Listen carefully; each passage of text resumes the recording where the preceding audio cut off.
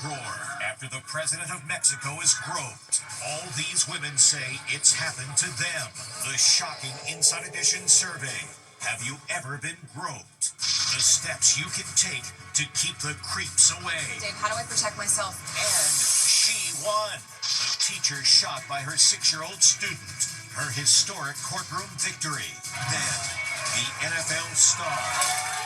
Just 3 days ago, he scored his first touchdown. Why did he take his own life at age 24? I just received a text from him saying goodbye. And feeling the heat. The Miami Heat's coach, devastated as his home goes up in flames. Plus, here comes the slide. The bridal attendant who beat the bride down the aisle. Exclusive. What the bride and groom are saying today. You actually noticed her slide down past you? I heard her hit the wall. And the first Golden Bachelor couple. Why is she so upset about the book her husband of just 100 days just wrote? This was his idea of a joke. That was pretty dark humor. Now, Inside Edition with Eva Pilgrim.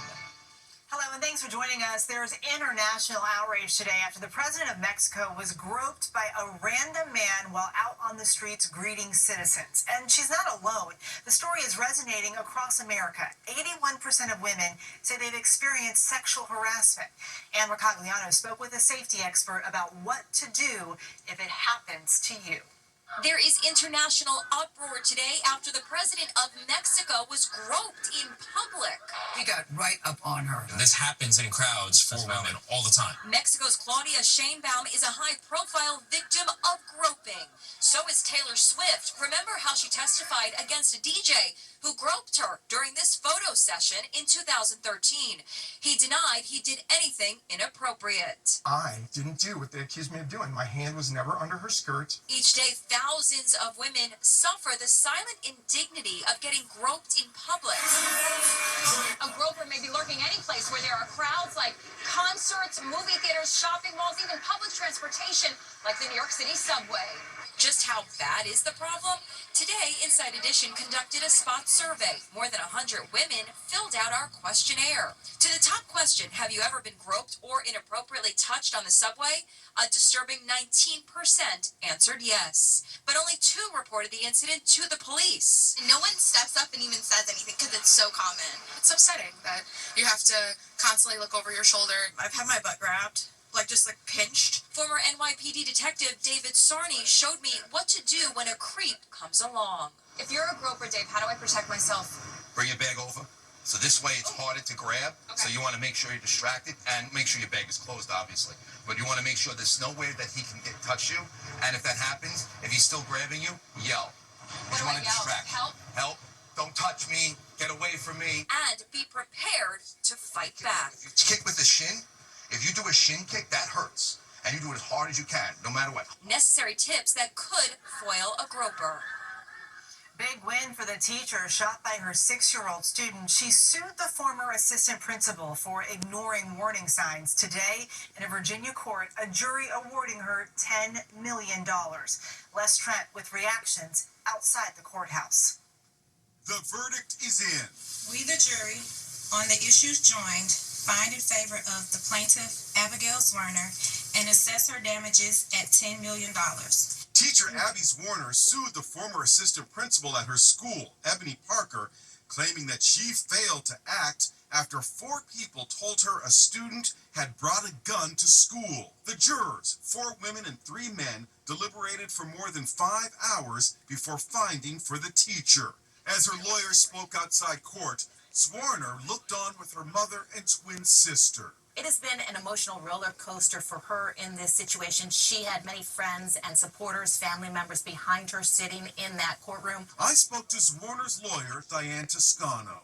Can you tell me what Abby's reaction was to the verdict? I know Abby was feeling a lot of emotions when the verdict was read. This has been a long time coming. This has been almost 3 years that she's been waiting to be in court and to have her story told. So lots of emotions today. Zwerner testified last week about being shot. I thought I was dying. My next memory is I see two coworkers around me and I process that I'm hurt and they're putting pressure on where I'm hurt. The bullet passed through Abby's hand and lodged in her chest, where it remains to this day. Attorneys for the assistant principal said no one could have foreseen that a 6-year-old would bring a firearm to school. Will she ever teach again? No, she said she's not going to teach again. And drama in the Oval Office today, right in the middle of a press conference about lowering prices of weight loss drugs. Watch the pharmaceutical executive on the left. He starts swaying back and forth before collapsing. As President Trump looked on, Dr. Oz and others came to that man's aid. The White House says he had a fainting spell, but is now okay. Heartbreak in the NFL, just days after Monday Night Football, where he scored his first touchdown as a professional player. A 24-year-old defensive end for the Dallas Cowboys has been found dead. Authorities say from an apparent self-inflicted gunshot wound. Here's Stephen Fabian. It was the triumph of his NFL career. Number 94, Dallas Cowboys defensive end Marshawn Kneeland scored the first touchdown of his pro career on a blocked punt during Monday Night Football. 3 days later comes the disturbing news that he has taken his own life. I just received a text from him, a group text saying goodbye. His girlfriend alerted police that Kneeland was carrying a gun and was suicidal. When cops tried to pull him over, he veered off the road, leaving behind skid marks. He is armed and has a history of mental illness. They later found Kneeland in a porta potty early this morning with a self-inflicted gunshot wound to the head. The apparent suicide brings to an end a future filled with promise. Just last year, his family erupted in cheers when he was drafted in the second round by the Dallas Cowboys. Now, a talented young athlete gone too soon. One possible warning sign he was in distress, the death of his mother last February, just 2 months before the draft. He's the high-profile coach of the NBA's Miami Heat. He returned home from a game to find his home fully in flames, his mansion burning to the ground right in front of his eyes. The head coach of the Miami Heat in a state of shock. His once gorgeous South Florida home fully engulfed in flames. This video shows Coach Erik Spoelstra looking on. He can't believe what he's seeing as more than 20 fire crews battled the blaze in the ritzy enclave of Coral Gables. This was the stunning $6 million mansion before the inferno, a dream home. It was constructed to maintain privacy for the famed basketball coach. Unfortunately, that limited access made it much harder for firefighters to put out the flames. Due to the privacy wall and a lot of the tree cover, it was very difficult to access with only one point of entry. Coach Spoelstra and his team were playing against the Denver Nuggets Wednesday night. After the game, he and his team flew back to Miami to this. The fire was contained to the coach's property. No nearby homes were damaged. The electric slide is a popular wedding dance, but this wedding slide is something completely different. When a bridal attendant wanted to get to the bottom of a marble staircase before the bride, she took the fastest option. Allison Hall spoke with the bride about the moment that's breaking the internet.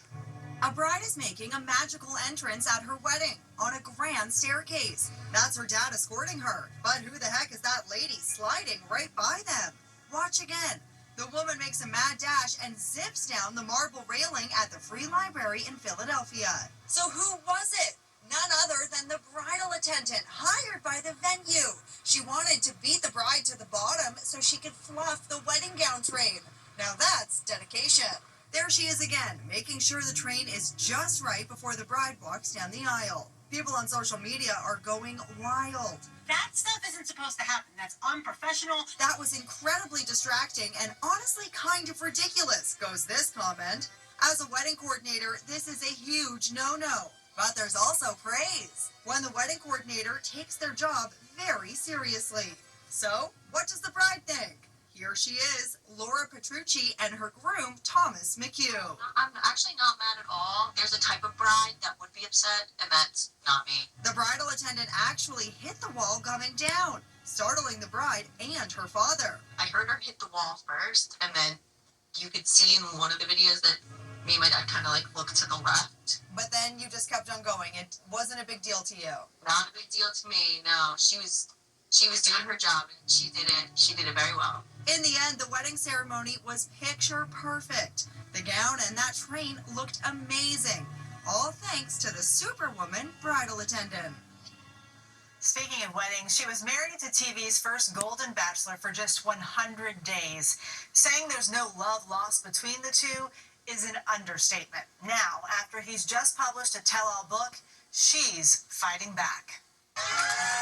It's a nasty turn for TV's first Golden Bachelor and the woman he married on live television, only to divorce 3 months later. Gary called me names. He criticized me. Teresa Nist is fighting back against ex-husband Gary Turner after his release of a new tell-all book, Golden Years. In it, Gary complains Teresa only wanted to hobnob with the richest and most influential people. I was getting worried that Teresa was more interested in the trappings of getting married than in whom she was marrying. I thought I would suffocate. I've been extremely upset. Anytime I talk about anything that I read, I just go, that's not how it was. Gary was the first star of The Golden Bachelor. Teresa says there's a lot the audience didn't know about Gary. There were so many incidences of him having a temper and getting mad at things that I did. She also talked about a creepy incident, which she says happened when they visited his home in Indiana. This is really bizarre. He said, you see that shed up there? I said, yeah. He said, well, that's where I'm going to hide your body after I kill you and chop you up.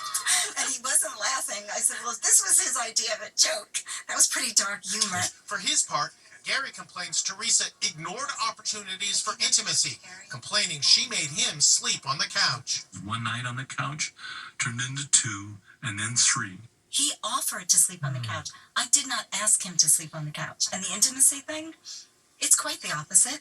I felt honestly like he was sick and tired of me.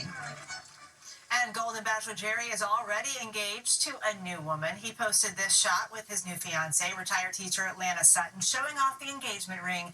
Jerry saying she is his perfect match.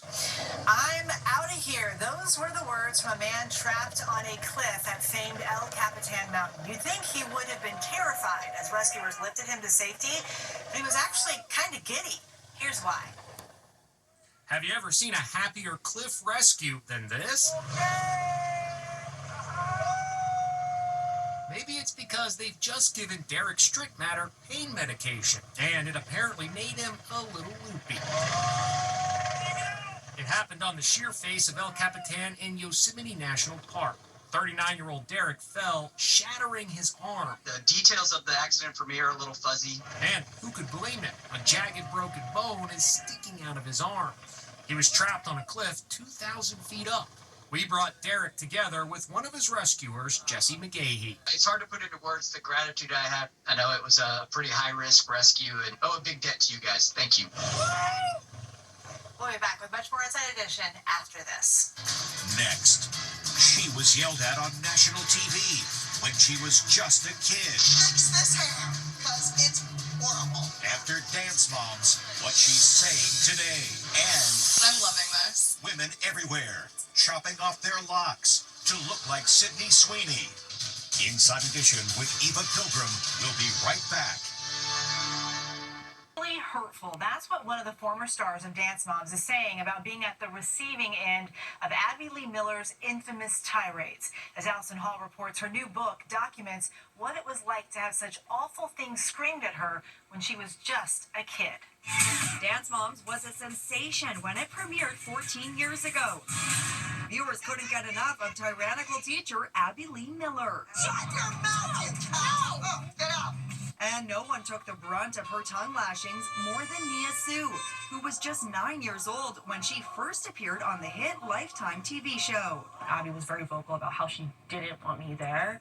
And not just because of my dancing, but because I didn't fit the part. I didn't fit her idea of what a dancer should be and should look like. And that was really hurtful. Nia is now 24 and recounting her 7 seasons on Dance Moms in her new memoir, Bottom of the Pyramid. Her most painful memories are when she claims Miller made insensitive comments about her race. Were there times when what she said to you had racial undertones in a negative way? Absolutely. She made several comments about my hair over the years. How she didn't like me having braids, how she didn't love the way my hair laid. In this episode, Abby Lee Miller yelled at Mia's mom. Fix this hair, because it's horrible. I did get approval for it, and this is part of her ethnicity. Well, it's weighing her down. Mia, along with her co-stars, visited Inside Edition back in 2012 when she was just 10. Our Megan Alexander asked her about this stinging comment. The kid needs somebody. Not Swift. When Abby told your mom that you weren't that Swift, did that hurt your feelings? It did. It hurt my feelings a lot. What would you tell that little 9-year-old girl now? I would say, like, never let anyone steal your joy. Fix this hair, because it's horrible.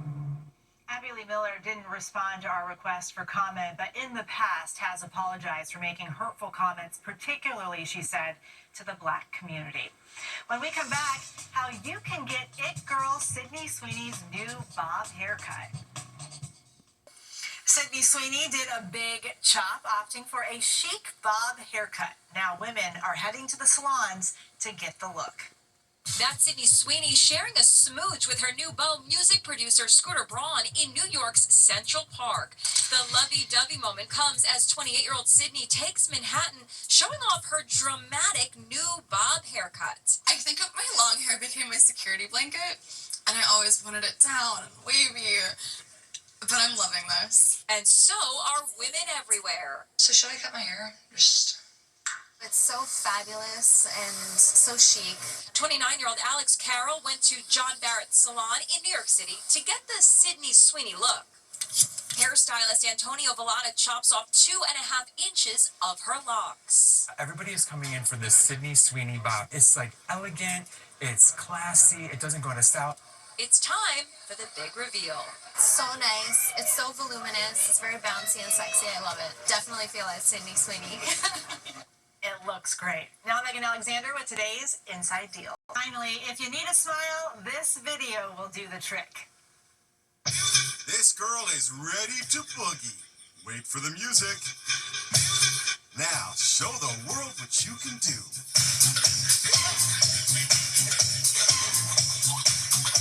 Look at those moves. What a party. We'll see you next time.